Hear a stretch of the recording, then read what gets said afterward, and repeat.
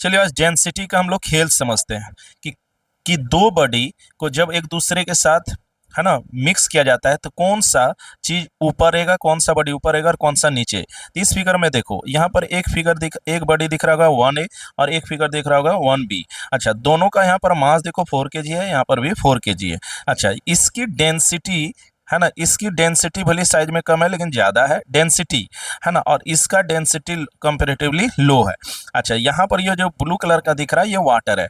तो इन दोनों को जब वाटर में मिलाते हैं तो हम लोग देखते हैं कि क्या होता है। चलिए 3D एनिमेशन से इसको समझते हैं। देखो, जैसे इसको हम वाटर में लाते हैं, है ना, जिसकी ज्यादा डेंसिटी है वाटर से इस बॉडी जो अभी 1A का है उसकी डेंसिटी ज्यादा है, तो वो देखते हैं कि वो नीचे चला गया।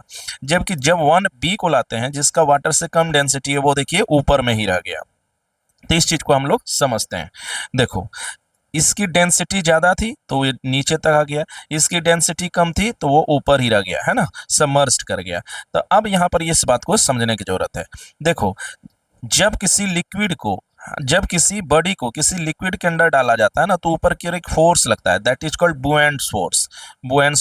अच्छा, नीचे की ओर ऑब्वियस सी बात है कि हमेशा एक ग्रेविटेशनल फोर्स लगता है। तो इस केस में क्या हो रहा है कि ये ग्रेविटेशनल फोर्स का वैल्यू ज्यादा है और बुएंट फोर्स का कम है, जिस वजह से ये नीचे में आ गया, है ना। जिसकी डेंसिटी वाटर से ज्यादा थी तो वो नीचे छू आ गया।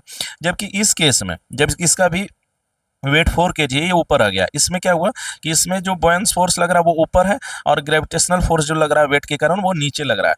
तो यहाँ पर बॉयंस फोर्स ज्यादा हो रहा है और ये कम हो रहा है। अच्छा, ये ऐसा क्यों हो रहा है? तो यहाँ पर इसकी डेंसिटी ना वाटर की डेंसिटी से क्या कम है ना, जिस वजह से ये सबमर्ज्ड कर गया, है ना। चलिए इस एक्सपेरिमेंट को एक बार हम लोग रिपीट करते हैं।